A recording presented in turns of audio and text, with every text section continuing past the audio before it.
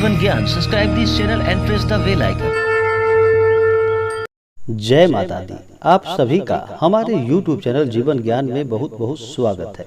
आइए आज सुनते हैं श्रावण मास के कृष्ण पक्ष में पड़ने वाली एकादशी कामिका एकादशी की कथा। हर माह के कृष्ण पक्ष और शुक्ल पक्ष में एकादशी का व्रत किया जाता है। हर एकादशी का अपना अपना विशेष महत्व होता है। उसी प्रकार से कामिका एकादशी का एक अपना विशेष ही महत्व है। एकादशी का व्रत सभी प्रकार के पाप और ताप को नष्ट करने वाला होता है। हमारे चैनल से जुड़े रहने के लिए हमारे चैनल को लाल बटन दबा करके सब्सक्राइब करें, साथ में बेल आइकन घंटी दबाएं, कमेंट में जय माता दी जरूर लिखें ताकि आपकी कुशलता का हमें पता चलता रहे। जो भी जातक एकादशी का व्रत करते हैं या एकादशी व्रत का कथा श्रवण करते हैं, भगवान उनके सभी पापों को नष्ट कर देते हैं और सभी प्रकार के सुख और समृद्धि को प्रदान करते हैं। तो आइए सुनते हैं कामिका एकादशी व्रत की कथा। तो बोलिए प्रेम से भगवान विष्णु की जय, माता लक्ष्मी की जय। बहुत समय पहले की बात है कि एक बार कुंती पुत्र धर्मराज युधिष्ठिर भगवान श्री कृष्ण से पूछने लगे कि हे माधव, आषाढ़ शुक्ल देव सैन्य एकादशी तथा चातुर्य मास महात्म्य मैंने भली प्रकार से सुना। अब आप कृपा करके श्रावण मास कृष्ण पक्ष की एकादशी का क्या नाम है और इसका क्या महत्व है? हे प्रभु, आप कृपा कर बताइए। भगवान श्री कृष्ण कहने लगे कि हे युधिष्ठिर, इस एकादशी की कथा एक समय स्वयं ब्रह्मा जी ने देवर्षि नारद जी से कही थी।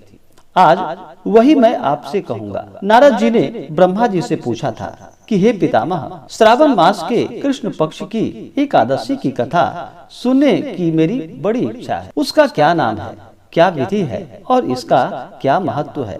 सो कृपा करके हमसे कहिए। नारद जी के यह वचनों को सुनकर ब्रह्मा जी ने कहा कि हे नारद, लोगों के हित के लिए तुमने बहुत सुंदर प्रश्न किया है। श्रावण मास की कृष्ण पक्ष की एकादशी का नाम कामिका एकादशी है। इस व्रत को करने मात्र से मनुष्य को वाजपेयी यज्ञ के बराबर पुण्य फलों की प्राप्ति होती है।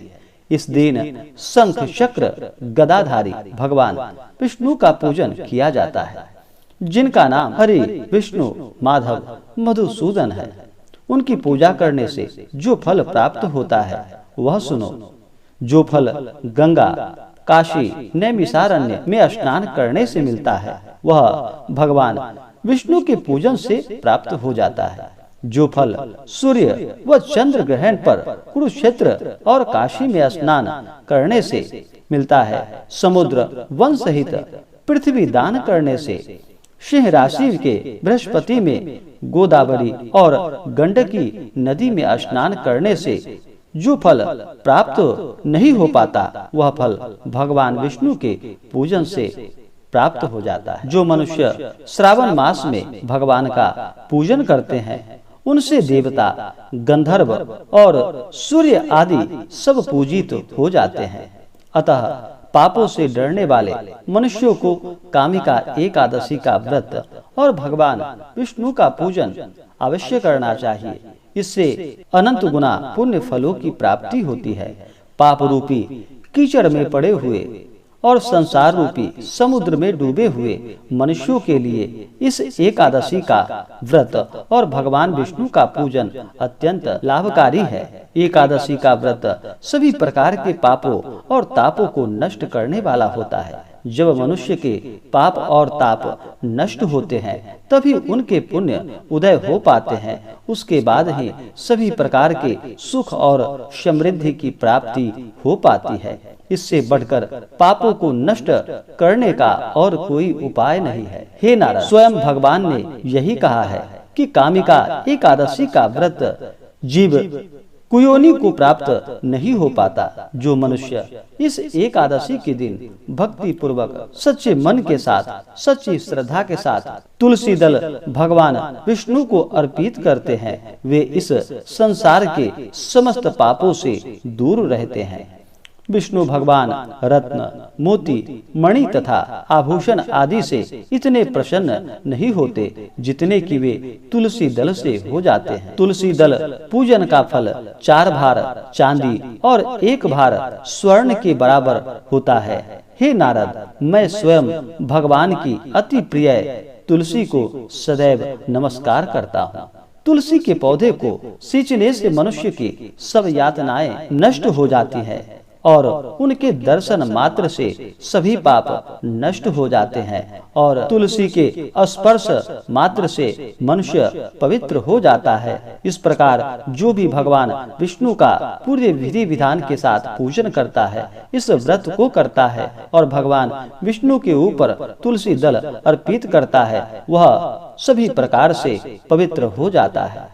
हे नारद, एक और कथा के अनुसार एक गांव में एक वीर क्षत्रिय रहता था। एक दिन किसी कारणवश उसके ब्राह्मण से हाथापाई हो गई और ब्राह्मण की मृत्यु हो गई। अपने हाथों मरे गए ब्राह्मण की क्रिया उस क्षत्रिय ने करनी चाहिए, परंतु पंडितों ने उसे क्रिया में शामिल होने से मना कर दिया। ब्राह्मणों ने बताया कि तुम पर ब्राह्मण हत्या का दोष है, पहले प्रायश्चित कर इस पाप से मुक्त हो, तब हम तुम्हारे घर भोजन ग्रहण करेंगे। इस पर क्षत्रिय ने पूछा कि इस पाप से मुक्त होने का क्या उपाय है। तब ब्राह्मणों ने बताया कि श्रावण मास के कृष्ण पक्ष की एकादशी को भक्ति भाव से भगवान श्रीधर का व्रत एवं पूजन करो।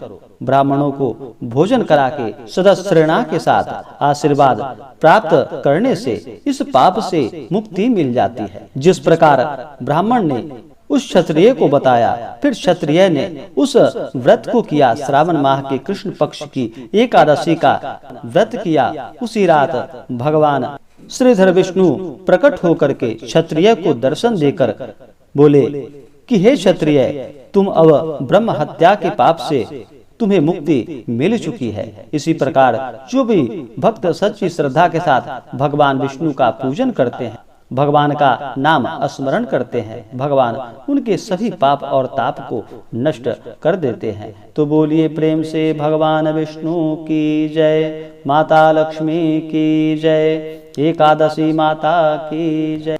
तो आइए जानते हैं कामिका एकादशी के शुभ मुहूर्त के बारे में। इस बार कामिका एकादशी का व्रत 4 अगस्त 2021 दिन बुधवार को किया जा रहा है। एकादशी तिथि प्रारंभ समय 3 अगस्त 2021 दोपहर 1:02 और एकादशी तिथि की समाप्ति होगी 4 अगस्त 2021 दोपहर 3:18।